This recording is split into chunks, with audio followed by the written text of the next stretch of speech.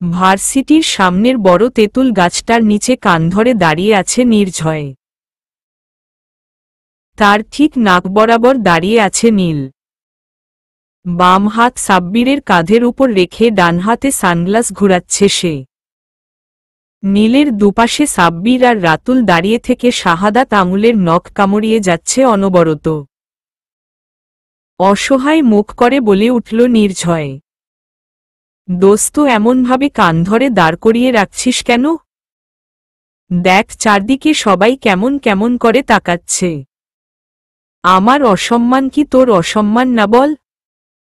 সাব্বিরের কাঁধ থেকে হাত সরিয়ে সানগ্লাসটা ঘুরাতে ঘুরাতেই ধীর পায়ে এগিয়ে গেল নির্ঝয়ের দিকে নীল। ভ্রু জোড়া নাচিয়ে বলে উঠল সে, কিরে কি চলে? মানে? অবাক হয়ে। দারোয়ান চাচা বলল ইদানিং নাকি তোর রুম থেকে কয়েকটা মেয়ে বের হতে দেখা যাচ্ছে। রাতুল আর সাব্বিরও খুব কনফিডেন্ট সুরে বলল আমায় তোর নাকি বউ আছে। নির্ঝয়ের চোখ দুটো চটগাছ হয়ে ঘুরপাক খাচ্ছে। দেখলে তো শুধু নীরাকে একদিন দেখবে তাই বলে কিনা কয়েকটা। রাগে ফুঁসতে ফুঁসতে বলে উঠল নির্ঝয়, হোয়াট ননসেন্স! তোর কি মনে হয় আমি তোকে না জানিয়ে বিয়ে করে ফেলব? এই দুইটা যেমন হাদারাম ঠিক তেমনি দারোয়ান চাচাও হাদারাম। এই জন্য তুই এতক্ষণ যাবত আমায় কান ধরিয়ে রাখলি? ওয়েট ওয়েট ওয়েট, তুই কি ভেবেছিস এমন রাগী সুরে কথা বললেই আমি সব ভুলে যাব? তাহলে তুই সব থেকে বড় হাদারাম। হাফিজ আঙ্কেল বলল ইদানিং নাকি তুই মেয়েদের মতো তেতাপোকা দেখলে ভয় চিল্লিয়ে উঠছিস। বাহ, ইন্টারেস্টিং। সব কথাই সবাই তোকেই বলে কেন বুঝি না রেখে। কোয়ালিটি আছে বসো, ভাব ধরে। তোর কোয়ালিটি তুই ব্লেন্ডারে ব্লেন্ড করে জুস বানিয়ে খা। চাইলে আমার না হওয়া বউ বাচ্চা নিয়ে পালিয়ে যা, আমি বরল বাঁচি। রাগে কটমট করতে করতে ভার্সিটির ভেতরের দিকে এগিয়ে গেল নির্ঝয়। এক মুহূর্ত নির্ঝয়ের দিকে তাকিয়ে থেকে পরক্ষণেই হুহু করে হেসে উঠল নীল, সাব্বির আর রাতুল। নির্ঝয় রাগে ফুঁসতে ফুঁসতে মাঠের মাঝখানে যেতেই সামনে দেখতে পেল নীরাকে। ওর দিকে তাকিয়ে এদিকেই আসছে নীরা। নির্ঝয়ের রাগটা নীরাকে দেখে পালাক্রমে প্রতিযোগিতার মতো বাড়তে লাগল। এই মেয়েটা, শুধু মা এই মেয়েটার জন্যই আজ আমার চড়িয়ে নিয়ে কথা উঠল। হাউ, আমার মতো ইনোসেন্ট মার্কা ছেলেকে একদিনেই কিনা চড়িয়ে নিয়ে প্রশ্ন তুলে দিল। নির্ঝয় ভাবনার সাগরে হাবুডুবু খেতে খেতেই ওর সামনে এসে দাঁড়াল নীরা, ভ্রু নাচিয়ে মুচকি হেসে বলে উঠল, কি ব্যাপার মি? নির্ঝয় আমাকেই খুঁজছিলেন নিশ্চয়ই? হালকা রোদে ফর্সা শরীরে রাগে লাল হয়ে থাকা নির্ঝয়কে পুরোই টমেটোর মতো লাগছে। চোয়াল শক্ত করে বলতে লাগল নির্ঝয়, আমি তো ভার্সিটিতে আসি আপনাকে খোঁজার জন্যই। আমার তো আর কোনো কাজ নেই তাই না? কি ব্যাপার বলুন তো? আজকে হঠাৎ তুমি থেকে আপনি তে চলে গেলেন? 2 মিনিট দাঁড়িয়ে থাকুন, আমি আপনাকে ব্যাপার স্যাপার সব একসাথে বুঝিয়ে দিব। নির্ঝয় হনহনিয়ে হেঁটে যেতে লাগল ক্যান্টিনের দিকে। চোখ পিটপিট করে কিছুক্ষণ নির্ঝয়ের যাওয়ার দিকে তাকিয়ে থেকে কিছু একটা ভাবে হেসে উঠল সে। হাতের পিছনে কিছু একটা লুকিয়ে রেখে এগিয়ে আসলো নির্ঝয়। ভ্রু কুঁচকে নির্ঝয়ের দিকে তাকিয়ে বলে উঠল নীরা, আপনার হাবভাব তো আমার মোটেই ভালো ঠেকেছে না। প্রপোজ করে বসবেন না তো আবার? চোখ টিপ দিয়ে জোর করে মুখে মুচকি হাসি টেনে নির্ঝয় বলল, চোখ জোড়া একটু বন্ধ করুন তাহলেই বুঝতে পারবেন। কিছুক্ষণ চোখ পিটপিট করে কিছু বুঝার জন্য তাকিয়ে থেকে চোখ জোড়া বন্ধ করে নিল নীরা। পরক্ষণেই মাথায় ঠান্ডা কিছু অনুভূতি হওয়াও চট করে চোখ খুলে ফেলল সে। নিজের দিকে তাকিয়ে দেখতে পেল পুরো শরীর কাক ভেজা ভিজে আছে সে। রাগী দৃষ্টিতে নির্ঝয়ের দিকে তাকালো সে। নির্ঝয়ের সব রাগ ফুস করে উড়ে গিয়ে হুহু করে হাসতে লাগল সে।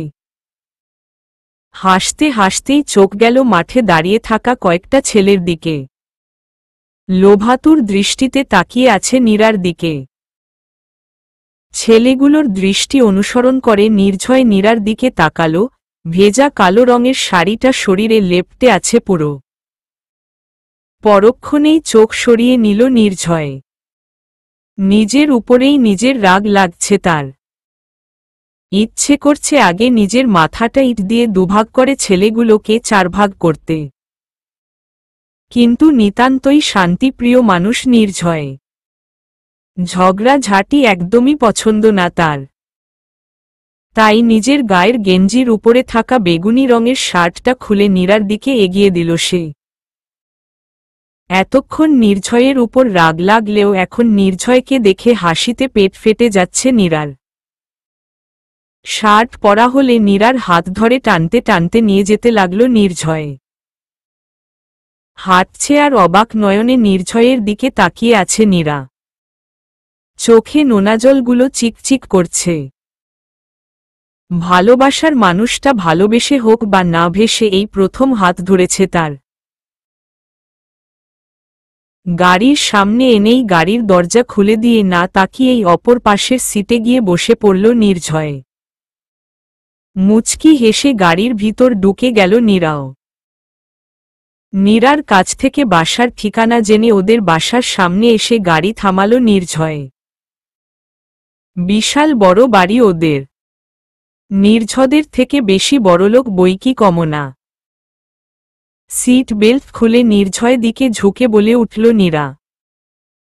কারণে হোক বা অকারণে, বুঝে হোক বা না বুঝে, ডিরেক্টলি হোক বা আনডিরেক্টলি আমি আপনার মনে একটু হলেও জায়গা করে নিয়েছি মি নির্ঝয়।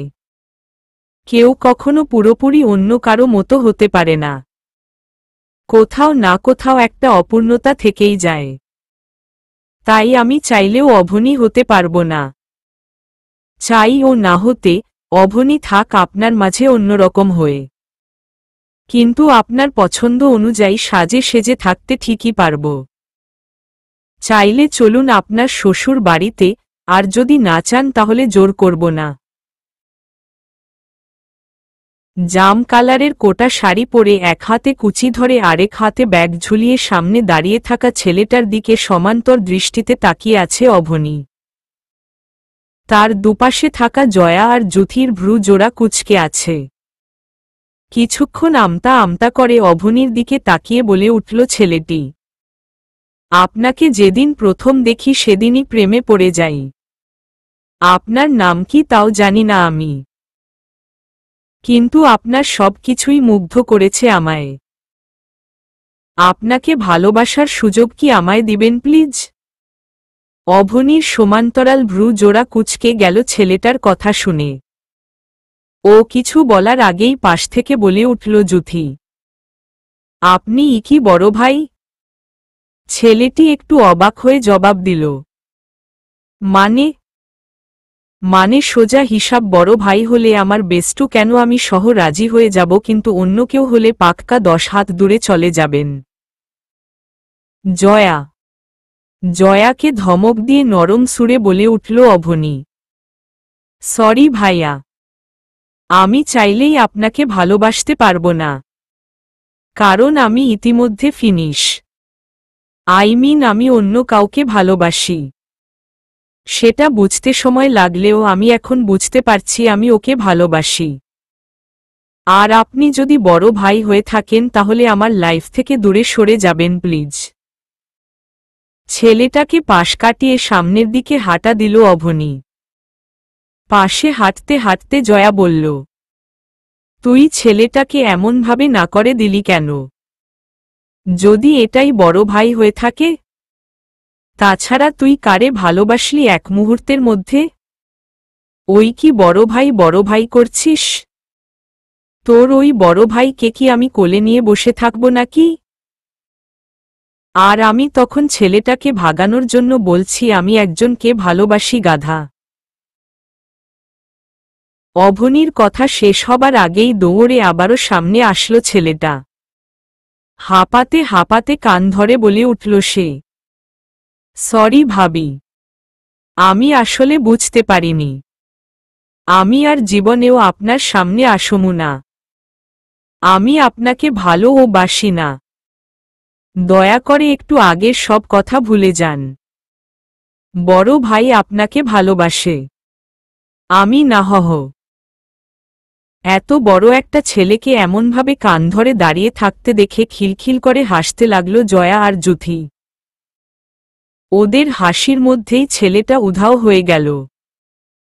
পেট চেপে হাসতে হাসতে বলে উঠল জুথি, তোর সাথে থেকে সেই লেভেলের বিনোদন পাচ্ছি রে দোস্ত। নিশ্চয়ই আমাদের বড় ভাই এই ছেলেটাকে শায়েস্তা করছে। কি ভাবি, এখনো কি আপনি আমাদের বড় ভাইয়ের বউ হবেন না? রাগে কটমট করতে করতে বলে উঠল অভনি। হুম করব তো।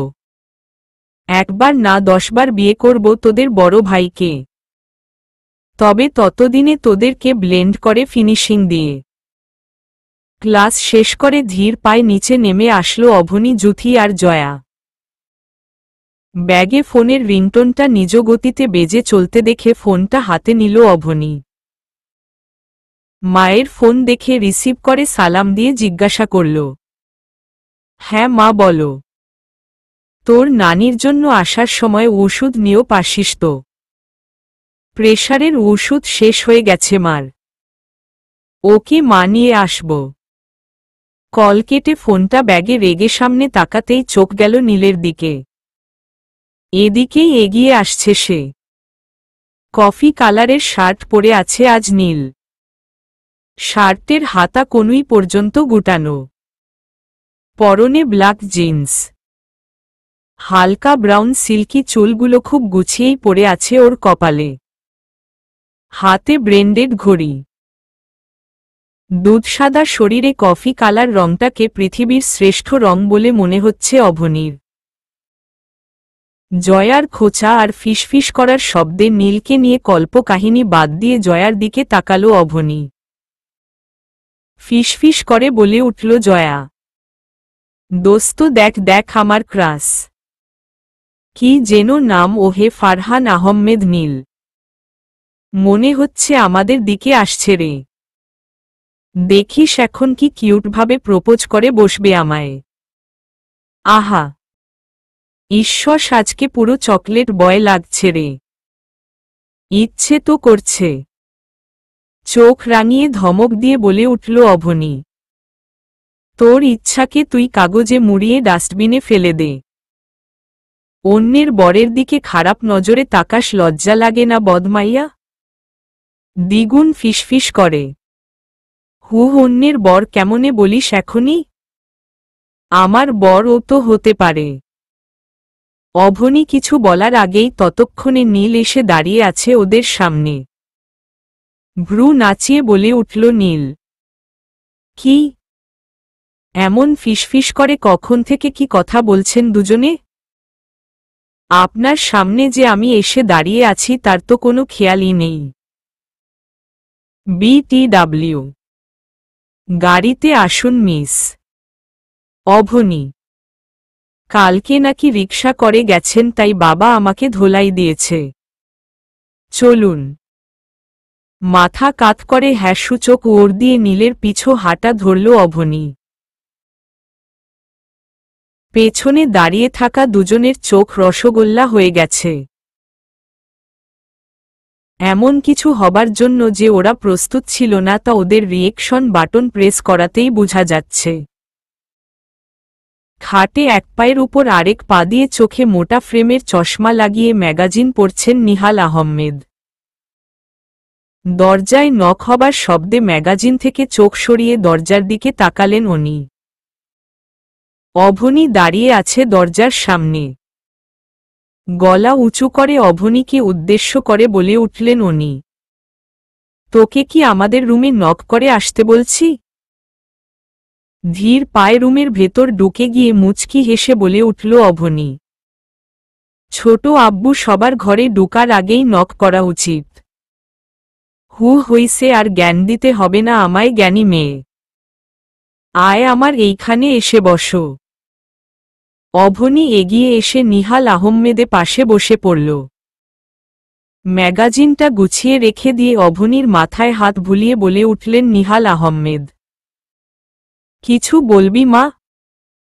ছোট আব্বু এখন তো আমি অফিসে যেতে পারছি না। আর ক্লাস রেখে রেগুলার অফিসেও যাওয়া যাবে না। তাই বলছিলাম কি আমাকে কয়েকটা করে ফাইল দিয়ে দিও, আমি রাতের বেলা দেখে রাখবো। আর আমি তো নীল স্যারের পি। তাই নীল স্যার যেদিন অফিসে যায় সেদিন না হয় আমিও যাব। বেতন আগে থেকে কমিয়ে দিলেও হবে।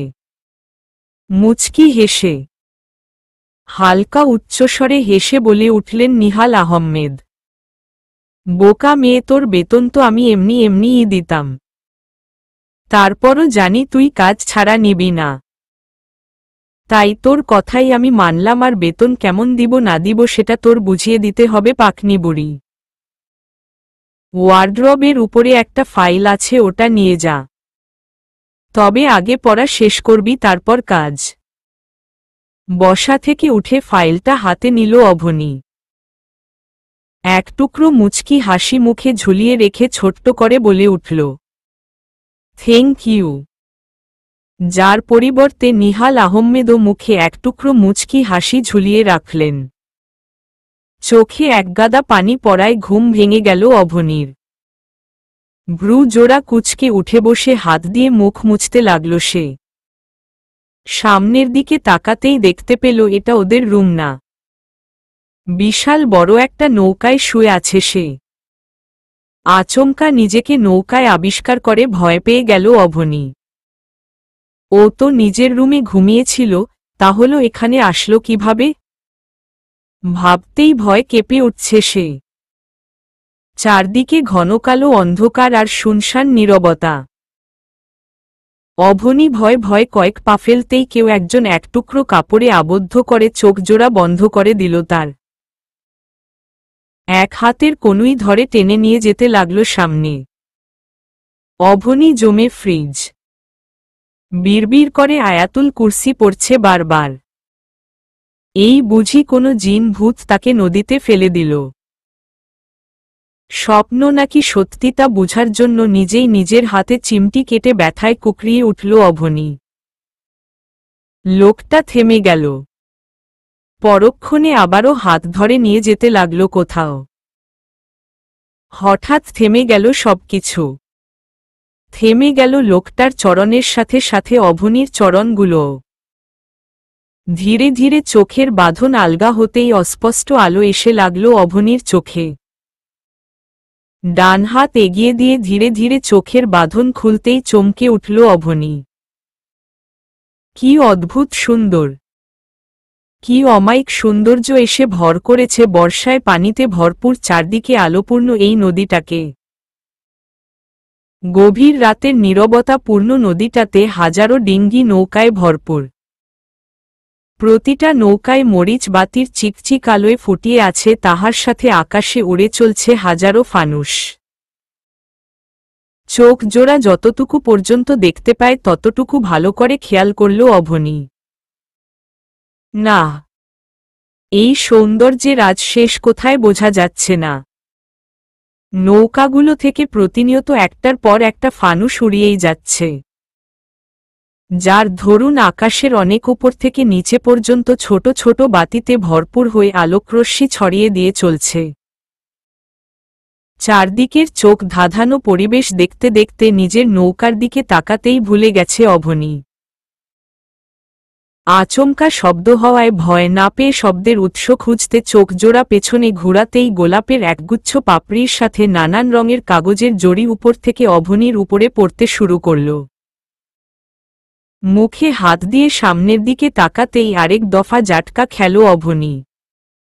নীল গাঢ় হলুদ রঙের পাঞ্জাবির সাথে ব্ল্যাক পেন্টের পকেটে এক হাত আর আরেক হাত পিছনে রেখে মুখে মুচকি হাসি ঝুলিয়ে রেখে স্টেটভাবে দাঁড়িয়ে আছে নীল। অভনি কিছু বলবার আগেই হাঁটু গেড়ে বসে পড়ল নীল। সাথে সাথে ওদের বড় নৌকোটায় জলমলে আলো ছড়িয়ে পড়ল।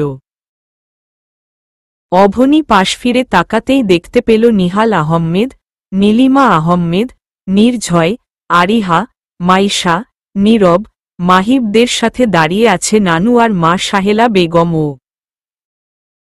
প্রত্যেকে সিরিয়ালভাবে দাঁড়িয়ে আছে হাতে বড় একটা করে কাগজ ঝুলিয়ে, যেখানে স্পষ্টভাবে লেখা রয়েছে, উইল ইউ ম্যারি মি? অভনির মাথায় এখনো কিছুই ঢুকছে না। ভ্রু জোর কুচকে নীলের দিকে তাকাতেই মুচকি হেসে একগুচ্ছ বর্ষার বৃষ্টি স্নান্ত কদম ফুল এগিয়ে দিল অভনির দিকে নীল।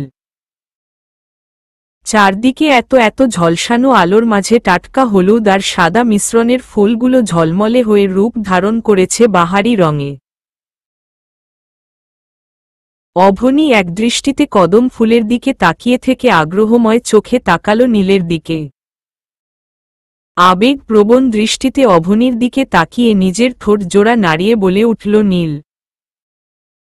তোমার প্রতিটা খিলখিল হাসির শব্দে আমার হৃৎপিণ্ডের তীব্র আওয়াজটাই যেন বেজে উঠে বারবার।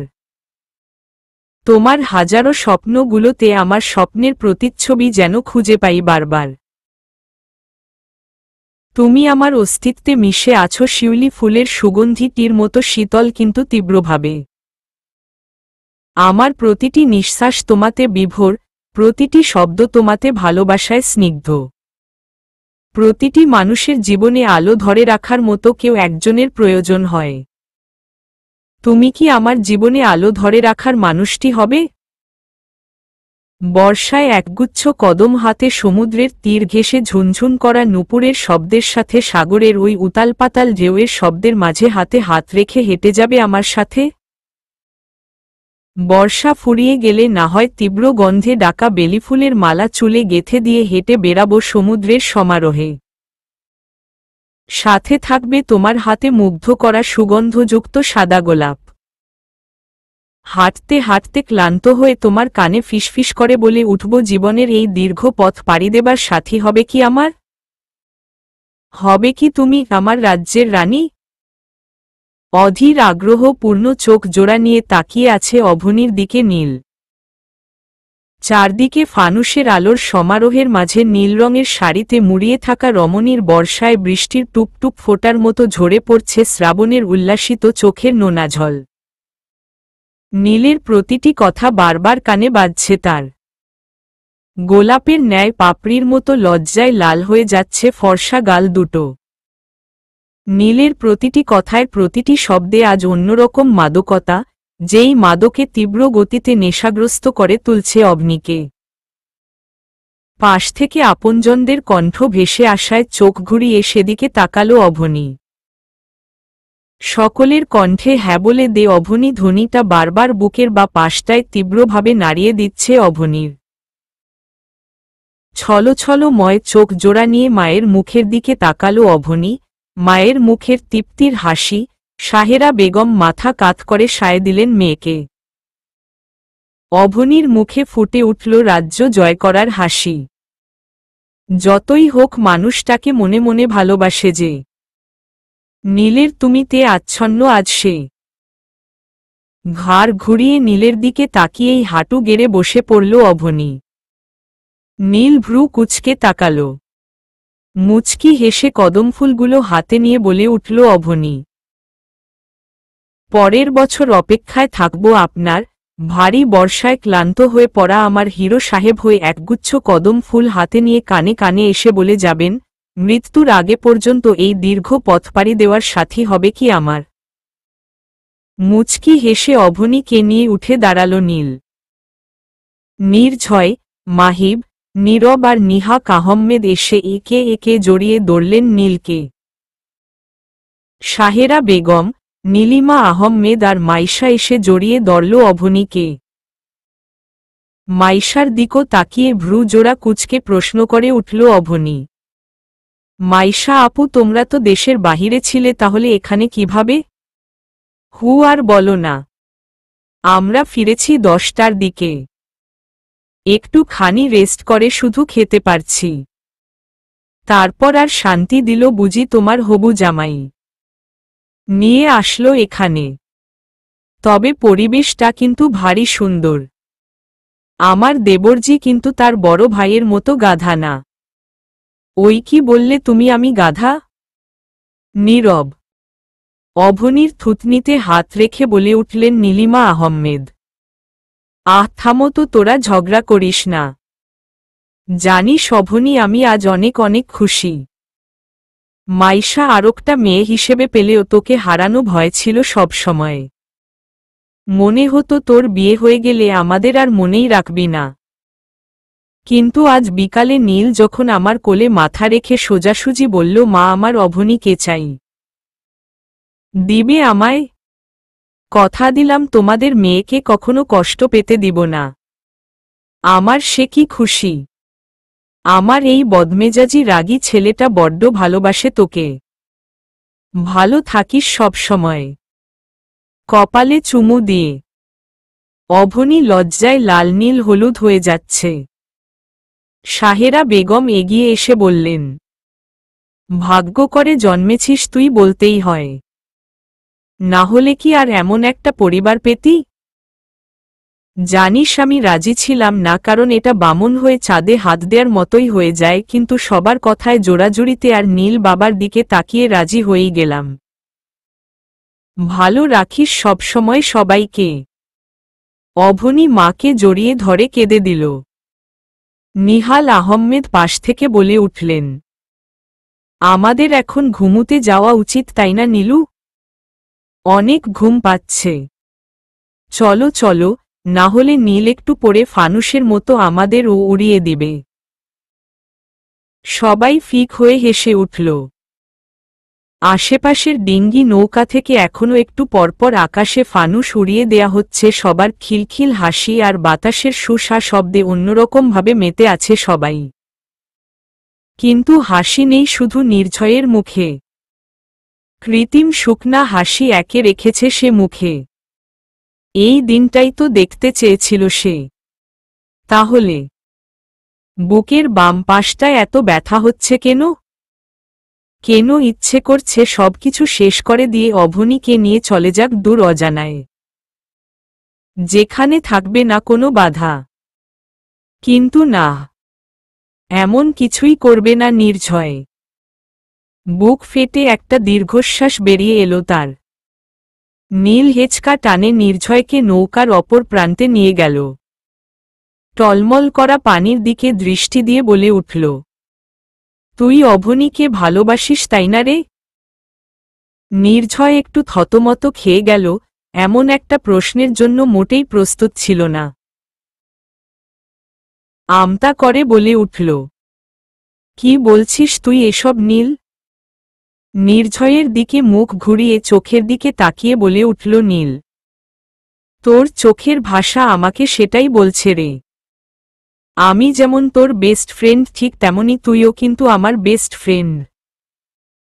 আমি অভনির জন্য সবাইকে খুন করে ফেলতে পারি, কিন্তু তুই একবার ওর কাছে চেয়ে দেখ, যদি তোকে চায় আমি সারা জীবনের জন্য দূরে চলে যাব। নীল মুচকি হাসি দিয়ে নীলের কাঁধে হাত রেখে বলে উঠল নির্ঝয়, চাইলেই কি সবাইকে পাওয়া যায়?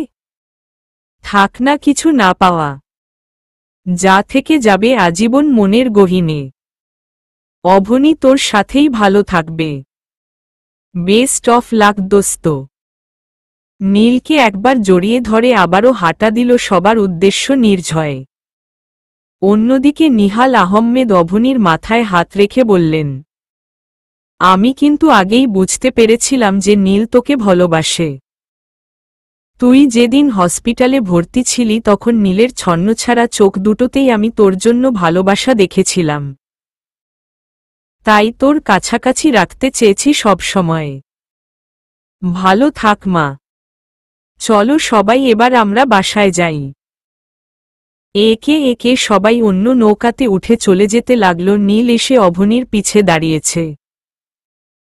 আরিহার পিছনে থেকে মাহিবর কানের কাছের গিয়ে ফিসফিস করে বলে উঠল, একেবারে আমিও প্রপোজটা সেরে ফেলি? ভাইয়ার খরচে হয়ে যাবে।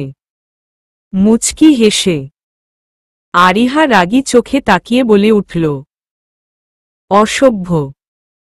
টলমল করা স্তব্ধ পানিগুলোতে পা ডুবিয়ে বসে আছে অভনী। একটা ফানুস হাতে দাঁড়িয়ে থেকে পেছনে থেকে ডাকছে নীল। অভনী হাসি হাসি মুখে উঠে নীলের কাছে গেল। ফানুস উড়ানোর খুব ইচ্ছে ছিল অভনীর। এখন খুশিতে লাফাতে ইচ্ছে করছে তার। দুজন ফানুসের দুপাশে ধরে অভনীর খিলখিল হাসির সাথে উড়িয়ে দিল নীল আকাশে ফানুসটিকে। আঁকাবাঁকা পথে হেলে দুলে এগিয়ে যাচ্ছে ফানুসটি নিজ গতিতে। কিছুক্ষণ ফানুসটির দিকে তাকিয়ে থেকে আবারও পানিতে পা ডুবিয়ে বসে পড়ল দুজন প্রেয়সী। চারদিকে শুনশান নীরবতা। নীরবতা নিয়ম ভঙ্গ করে বলে উঠল অভনী, কয়টা বাজে? 3:2। আচ্ছা, আমাকে এখানে আনা হলো কিভাবে? আমি তো ঘুমিয়েছিলাম। জি, ঘুমিয়েছিলে। তুমি আজ 7টায় ঘুমিয়ে গিয়েছিলে কারণ মামুনির হাতে পাঠানো দুধে ঘুমের ওষুধ ছিল। তাই তো ড্রেস চেঞ্জ করার পরেও টের পাওনি। আর তোমাকে এখানে আনা হয়েছে আমার কোলে করে। মুচকি হেসে অভনীর দিকে তাকিয়ে। অভনী এতক্ষণ খেয়ালই করেনি ও নীল রঙের শাড়ি পরে আছে। বেশি ওয়েজিত থাকলে যা হয়। কাপা কাপা কণ্ঠে বলে উঠল অভনী, আমার ড্রেস চেঞ্জ করেছে কে? আমি। ডেবিল হেসে। হুয়াট? বড় বড় চোখ করে। অভনীর রিয়েকশনে নীল হুহু করে হেসে উঠল। অভনী ভ্রু কুঁচকে তাকিয়ে আছে তার দিকে। ছেলেদের হাসিও কখনো এত মায়াবী হয় বুঝতে পারছে না সে। হাসি থামিয়ে বলে উঠল নীল, এত হাইপার হলে হয়? তোমার ড্রেস আমি চেঞ্জ করব? আমাকে কি ভূতে কামড়িয়েছে? মামুনি আর আমার শাশুড়ি মায়ের কাছে দিয়েছিলাম শাড়ি।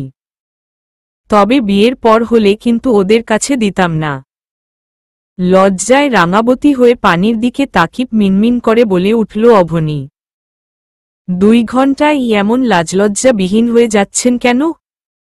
মুচকি হেসে মাথা অভনীর দিকে হেলিয়ে দিয়ে বলে উঠল নীল, মায়ে তো শুরু পড়ি বউ। নীল পাঞ্জাবির পকেট থেকে বকুল ফুলের মালা বের করে গেঁথে দিল অভনীর মাথায়। অভনী অবাক নয়নে তাকালো নীলের দিকে। অভনীর তাকানোকে উপেক্ষা করে পানি থেকে পা উঠিয়ে টুপ করে শুয়ে পড়ল অভনীর কোলে নীল। অভনী হাত দুটো উঁচু করে ডেবডেব করে তাকিয়ে আছে নীলের দিকে। অভনীর হাত দুটে টেনে মাথায় চুলের উপর রেখে বলে উঠল নীল, খুব কষ্টে জুগিয়েছি বকুল ফুলের মালাটা। যত্ন করে রেখে দিবে পরি বউ। আমি চাইলেই পারতাম অনেক দামি দামি উপহার দিয়ে তোমাকে প্রপোজ করতে, কিন্তু আমি জানি আমার পরি বউ দামি দামি উপহারের থেকে একগুচ্ছ তাজা কদম ফুল আর বকুল ফুলের মালা বেশি খুশি হবে। তবে জনগণের বড় ভাইয়ের বউ বলে কথা, এমনি এমনি কি মানসম্মান থাকবে বলো? নীল পেন্টের পকেট থেকে একটা রিং বক্স খুলে রিংটা বের করে অভনীর হাতে পরিয়ে দিল। অভনী যেন অবাকে উপরে অবাক হচ্ছে ওর কোলে শুয়ে থাকা মানুষটাকে দেখে। ভ্রু জোড়া কুঁচকে নীলের চুল টেনে বলে উঠল অভনী, আপনিই তবে সেই বড় ভাই যার জন্য জনগণের ভাবি আমি? নীল আবারও হুহু করে হেসে বলে উঠল, জি হ্যাঁ মহারানী। সময় চলছে তার আপন গতিতে। দুটি নতুন প্রেমিক প্রেমিকার মনে একটাই ধ্বনি, ঈশ্বর সময়টা যদি থেমে যেত এখনই। কিন্তু না, সময় নিজের মতো করে চলে। আইসক্রিম বা চকলেটের মতো জিনিসগুলো যে ঘুষ নেয় না, তাকে অন্য কিছু ঘুষ দেবার কথা বলা নিতান্তই তুচ্ছ। তাই সময়কে থমকে রাখার কোনো উপায়ই জানা নেই ওদের। অভনীর কোল থেকে মাথা উঠিয়ে নৌকায় মাচায় বসে পড়ে বলে উঠল নীল, তোমার ঘুম না হলে খারাপ লাগবে যেহেতু ওষুধ খাইছো। তুমি আমার কোলে মাথা রেখে ঘুমাও, আমি মাথায় হাত বুলিয়ে দিচ্ছি। অভনি লজ্জা অনুভব করছে। এই লোকটা আজ প্রতিনিয়ত বারবার লজ্জার গভীর তলদেশে পৌঁছে দিচ্ছে তাকে। আজ নিচের দিকে তাকিয়ে শাড়ির আঁচল ধরে হাত নাড়াচ্ছে অভনি। নীল মুচকি হেসে শুইয়ে দিল কোলে। লজ্জাজ কুকড়ে গেল অভনি। কিন্তু ঘুমের সাথে সেই কখন থেকেই যুদ্ধ চালিয়ে যাচ্ছে সে।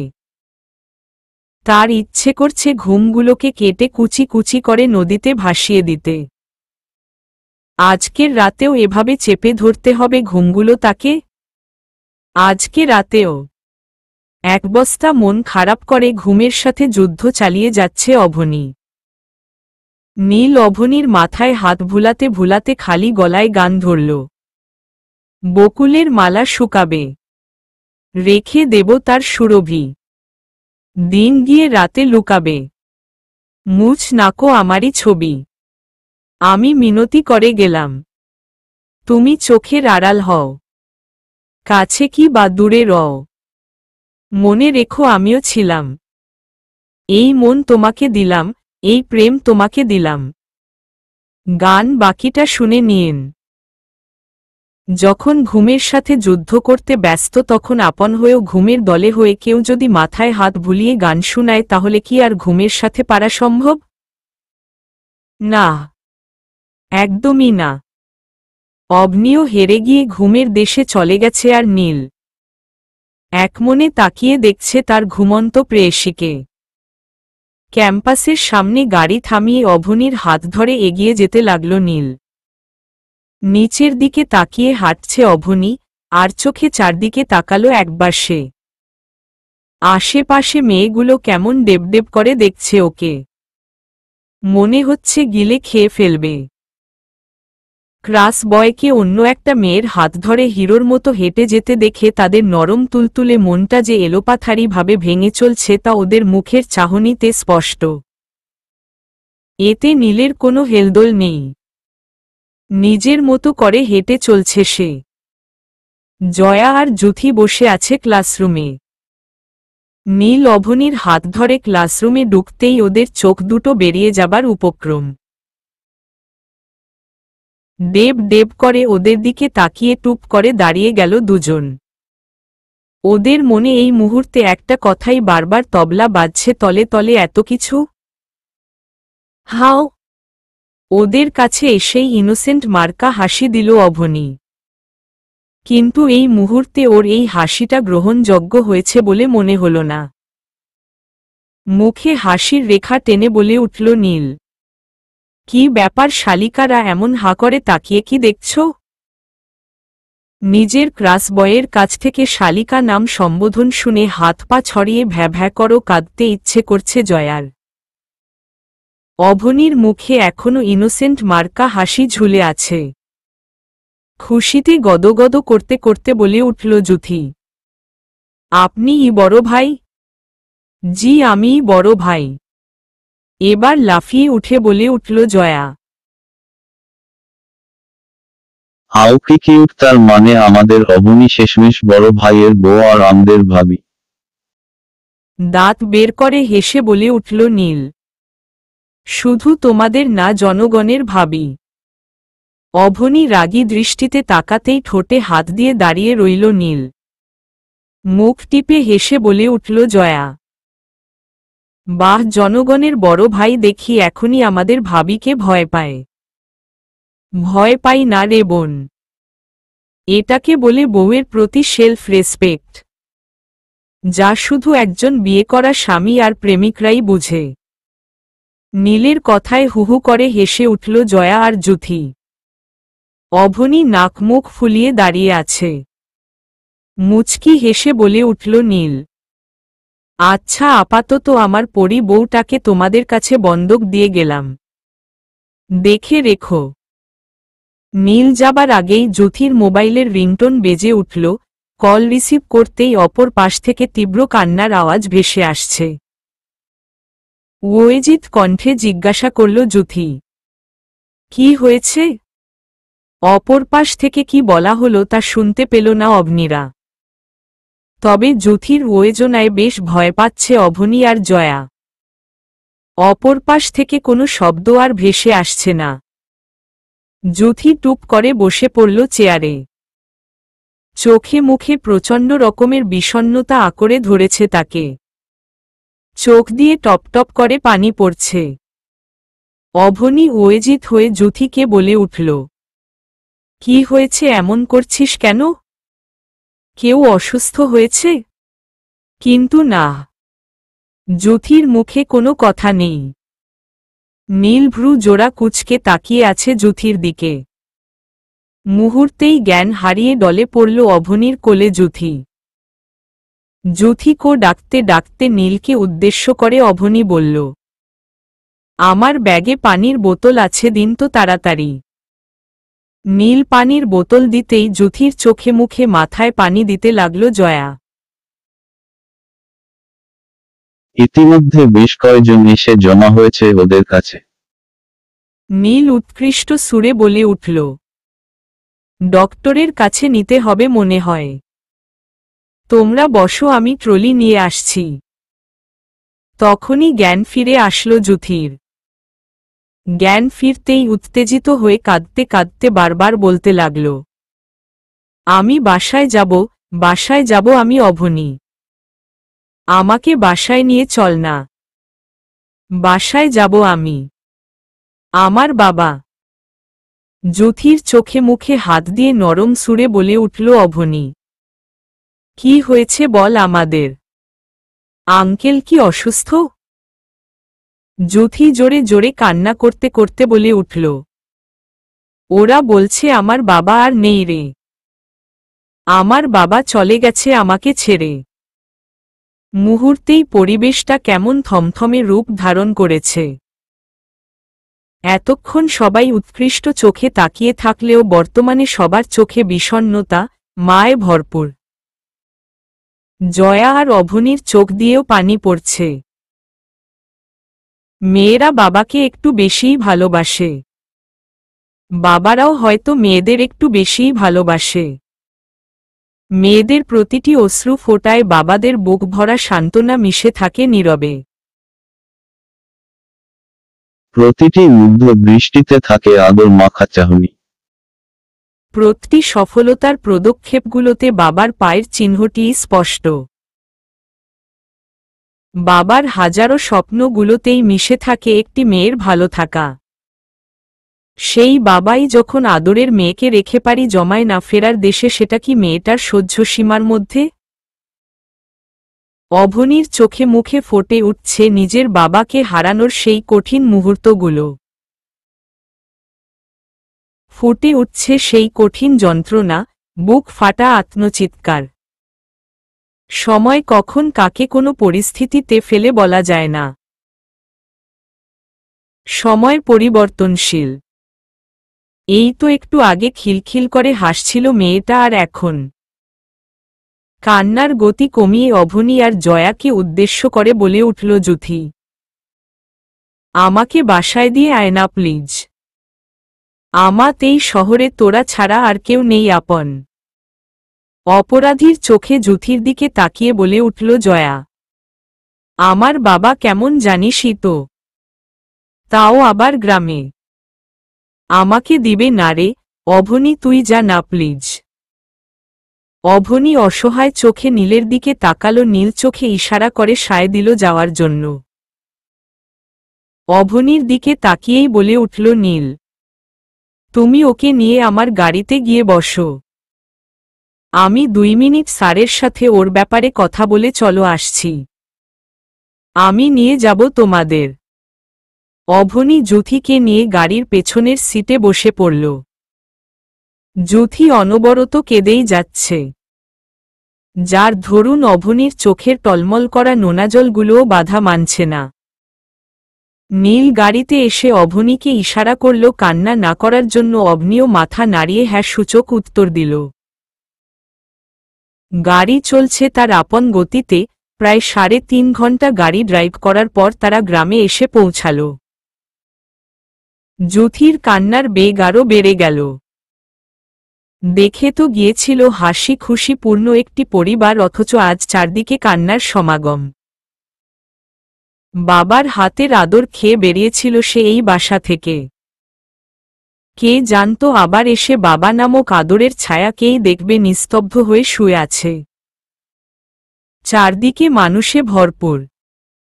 অভনি জ্যোতিকে নিয়ে বাসার ভিতরে গেল। নীল গাড়ি পার্ক করে রেখে ভেতরে গিয়ে বসল। জ্যোতি আর ওর একজন বড় ভাইকে নিয়েই সংসার ছিল ওদের। জ্যোতি ওর মায়ের পাশে বসে কান্না করছে আর অভনি জ্যোতির পাশে বসে আছে। কয়েকজন মহিলা এসে একে অপরের কাছে বলতে লাগল, কয়েকদিন আগে ভালা একটা বিয়া আনছিলাম কিন্তু না হুনল না জ্যোতির বাপে। মাইয়া নাকি এখন বিয়া করব না পড়ালেখা করব বলি এবার কে বিয়া দিব জ্যোতিরে? প্রতিবেশী এক, হু আমগো হের বাপেও একটা আনছিল কিন্তু না কইরা দিছে। ভালা জায়গা ছিল, বাপ নাই এখন দেখমু নে কেমন জায়গাত বিয়া হয়। প্রতিবেশী দুই, পড়ালেহা কইরা কি উল্টাইব? মাইয়া মানুষ এত পড়ালেহা করা লাগে হেই তো ডেক পাতিল ওই খোঁচান লাগব। প্রতিবেশী তিন, জ্যোতির বাপ শুনল না আমার কথা। বিয়ার পর কি পড়তে পারত না কন্ত? আর পড়লে পড়ত না পড়লে নাই, জামাই ভালা ব্যবসায়ী আছিল পায়ের উপরে পা তুইলা খাইত। প্রতিবেশী এক, এখন এই বাপ ছাড়া কালা মাইয়ারে ক্যাডায় করব বিয়া। জ্যোতির মার আরো জ্বালা দিয়া গেল জ্যোতির বাপে। প্রতিবেশী চার, একে অপরের কানাকানি প্রতিনিয়ত বাড়তেই লাগল। প্রতিটি কথাই জ্যোতির না আর অভনির কানে বাজনা বাজিয়ে যাচ্ছে অনবরত। না আর সহ্য হল না অভনির। জ্যোতিকে ছেড়ে উঠে দাঁড়িয়ে চিল্লিয়ে বলে উঠল সে, সমস্যা কি আপনাদের? আপনারা কি মেয়েটাকে সান্ত্বনা দিতে এসেছেন নাকি ওর বিয়ে নিয়ে কথা বলে আরো কষ্ট দিতে এসেছেন? ডক্টর দেখানোর সময় আপনারাই মেয়ে ডক্টর খুঁজেন অথচ পড়াশোনার বেলা? বিয়ে দিয়ে দিতে পারলেই বরং বাঁচি। ছেলেদের বেলায় তো এমনটা হয় না, কারণ মেয়েরা তো পরের বাড়ি চলে যাবে, কি দরকার নিজেদের টাকা খরচ করে লেখাপড়া করানোর, তাই না? বিয়ে দিয়ে দাও, শ্বশুর বাড়ির লোকেরা পড়াশোনা করালে করাবে আর না করালে নাই। অথচ মেয়েদের যত টাকা খরচ করে পড়াশোনা করানো হয় তার চেয়ে 1000 গুণে বেশি টাকা দিয়ে তারা বাবা মাকে প্রতিনিয়ত সাহায্য করে। আর যে মেয়ের নিজের হাতে টাকা নাই, তারা স্বামীর দিকে মুখ পানে তাকিয়ে থাকে বৃদ্ধা বাবা মাকে একটু সাহায্য করার জন্য। তাহলে কেন মেয়েদের পড়াশোনা নিয়ে সমাজে আপনাদের এত মাথা ব্যথা? সব নিয়ম শুধু মেয়েদের বেলায়ই কেন? 20 বছর হলেই আপনাদের ওই মেয়েটার উপর উঠে পড়ে লাগতে হবে আর বারবার বলতে হবে মেয়েটা বুড়ি হয়ে যাচ্ছে অথচ এখনো বিয়ে হচ্ছে না, দিচ্ছে না? হুয়াই? মেয়েরা প্রতিবাদ করতে পারবে তো বেঁচে থাকতে পারবে, না হলে সমাজে আপনাদের মতো পাটকলের চিপায় পড়ে বাবা মায়ের কঠিন সিদ্ধান্ত মানতে না পেরে আত্মহত্যার মতো ভুল সিদ্ধান্ত নিতে হবে। But why? আপনারা মেয়ে নন নাকি শুধু নামে মায় মেয়ে? এই মেয়েটা কি জানতো ওর বাবা এভাবে ওকে রেখে চলে যাবে? আপনারা মেয়েটি বিয়ে করেনি বলে তার পড়াশোনা নিয়ে এত কথা শোনাচ্ছেন অথচ মেয়েটি স্কুল কলেজে গোল্ডেন এ+ পেয়ে পাশ করা মেডিকেলের স্টুডেন্ট। মেয়েরা কোনো পরিবারের আগাছা নয় যে বিয়ে দিয়ে দিতে পারলেই বাঁচি। মেয়েদের নিয়ে সমালোচনা করার আগে প্রত্যেকে নিজের ঘরের মেয়েদের দিকে তাকান। মেয়েদের ইচ্ছা অনিচ্ছার একটু দাম দিন, তাদের একটু সুযোগ দিন, তারা একটি পুরো পরিবারে খুঁটি হয়ে দাঁড়াবে। একটা দীর্ঘশ্বাস ফেলল অভনি। এতক্ষণে পুরো রুম শান্ত হবার সাথে সাথে বেশ কয়েকজন এসে দরজার কিনারে দাঁড়িয়েছে। কিন্তু না, এই কথাগুলোর কোনোটিই যে কারো কানে যাবে না তা বেশ ভালো করেই জানে অভনি। এই মুহূর্তে চুপ থাকলেও একটু পরে আবারও ওকে নিয়েই বলে উঠবে মেয়েটা বেশি পকপক করে। ঢাকা শহরের মেয়ে হলে যা হয় আর কি।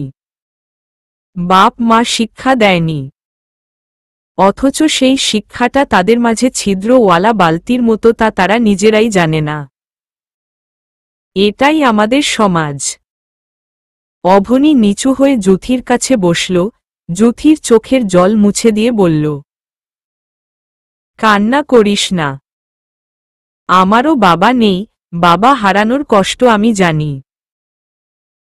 কিন্তু কারো কথা কানে নিস না, তাহলে তোকে শেষমেশ আত্মহত্যার সিদ্ধান্তই নিতে হবে।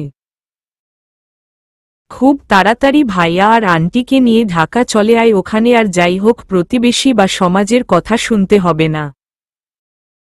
আসি রে, আমাদের বাসায় পৌঁছাতে হবে আবার।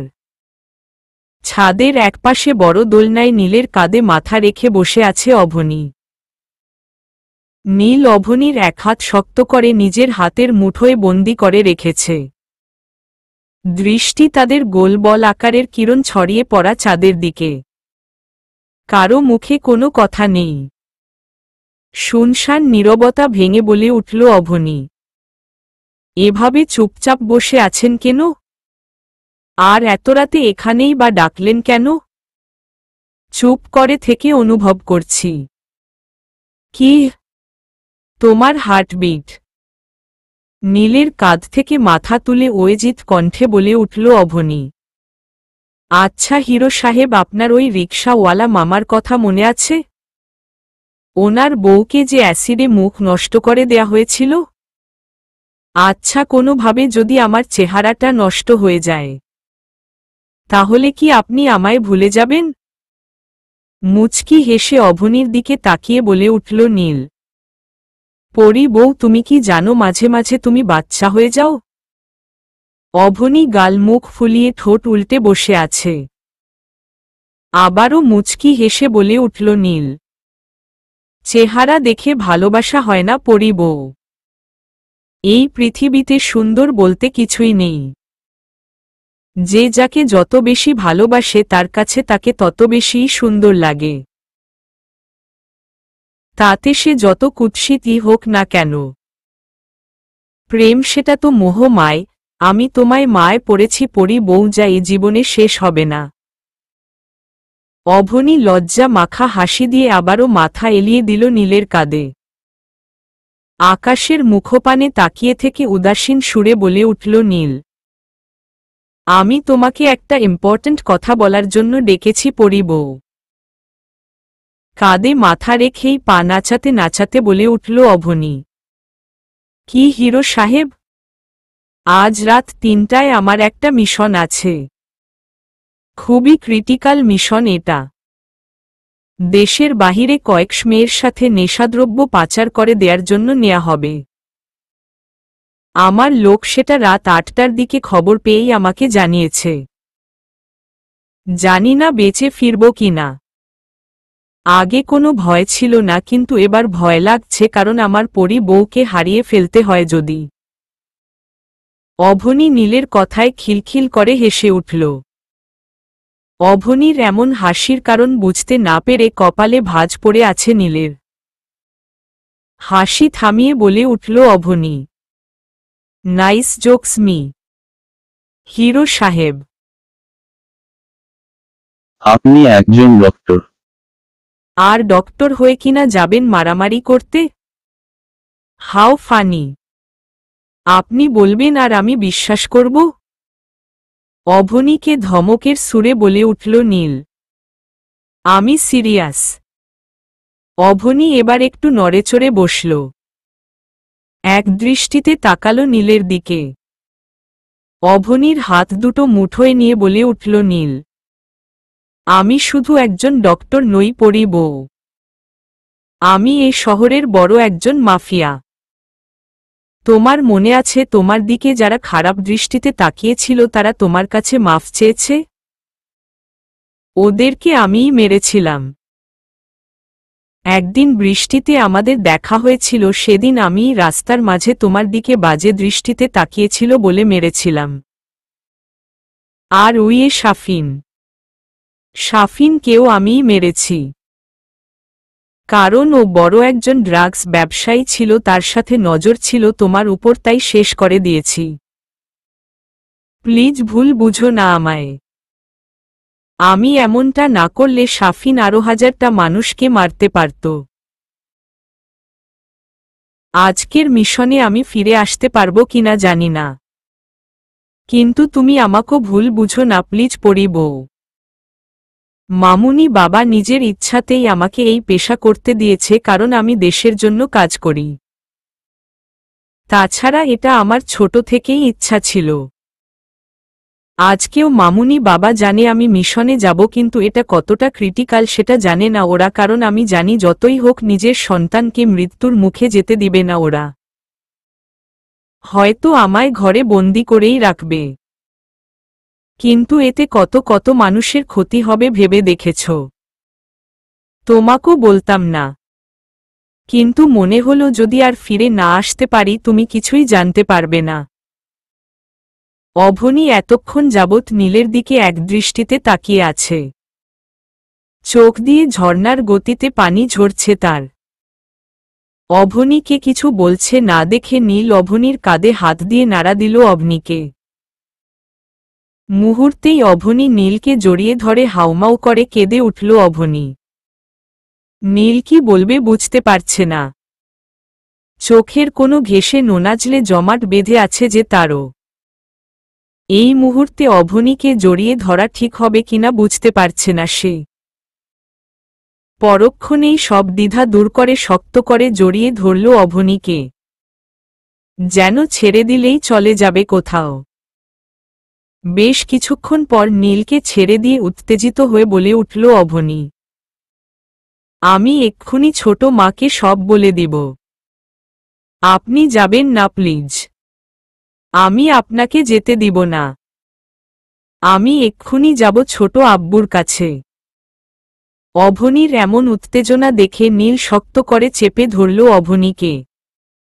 কিন্তু না, এতেও অভনির এমনি করছে। নীল বাধ্য হয়ে জোরে ধমক দিল অভনিকে। অভনি চুপ করে বসে পড়ল, কিন্তু চোখ দিয়ে টুপটুপ করে পানি পড়ছে। অভনির দুই কাঁধে হাত রেখে নিজের দিকে ফিরাল নীল। শান্ত দৃষ্টিতে অভনির দিকে তাকিয়ে নরম সুরে বলে উঠল নীল, বি প্র্যাকটিক্যাল পরি বউ। আবেগ দিয়ে জীবন চলে না। আমি না গিয়ে আমার টিমের সবাইকে আমি বিপদে ফেলতে পারি না। আর আমরা না গেলে এতগুলো মানুষের জীবন শেষ হয়ে যাবে। পাগলামি করো না, তাহলে আমার মন খারাপ হয়ে যাবে, মিশনে মন থাকবে না। সকাল 10টার ভিতরেই আমি চলে আসব ইনশাআল্লাহ। তুমি। তখনই নীলের ফোন বেজে উঠল। ফোনের স্ক্রিনে নির্ঝয়ের নাম দেখে ভ্রু কুঁচকে তাকাল নীল। ফোন রিসিভ করতেই উপাস থেকে গম্ভীর সুরে বলে উঠল, মিশনে যাবি কয়টায়? তুই জানলি কিভাবে? যেভাবেই জেনেছি। নৌকা ঘাট থেকে ছাড়বে কয়টায়? আর তুই যাবি কয়টায়? এখন বাজে সকাল 11:15। আমি যাব 1-2-3-0টার দিকে, আর নৌকা ছাড়বে 2টার দিকে। কেন বলতো? উপাস থেকে শান্ত সুরে বলে উঠল, আমি যাব, নিয়ে যাস। অবাক হয়ে দাঁড়িয়ে গিয়ে বলে উঠল নীল, হোয়াট? তুই আর মিশন? হাউ? তুই ঠিক আছিস নীর? আমি যা বলেছি তাই করবি, না হলে আমি একাই চলে যাব। তুই এত বড় একটা মিশনে গিয়ে বসে থাকবি আর আমি ঘরে ঘুমাবো? No never. আমি ঝগড়া মারামারি না করলেও করতে পারি না যে তেমন না, কিন্তু না, আমি তোকে নিয়ে যাব না। যাবি মানে যাবি, না হলে আমি একাই চলে যাব। নীর শুন। অপর পাশ থেকে কল কেটে দিল। নীল একটা দীর্ঘশ্বাস ফেলে অভনির দিকে তাকাল। অভনি ছলছল নয়নে তাকিয়ে আছে তার দিকে। নীল দোলনায় বসে অভনির মাথাটা শক্ত করে বুকের সাথে চেপে ধরে ফিসফিস করে অভনির কানের কাছে মুখ নিয়ে বলে উঠল, লুকিয়ে প্রেম করার মজাই আলাদা। কিন্তু না, অভনির এতে কোনো হেলদোল নেই। সে ভাবছে, সত্যি কি হারিয়ে ফেলবে মানুষটাকে? চলবে।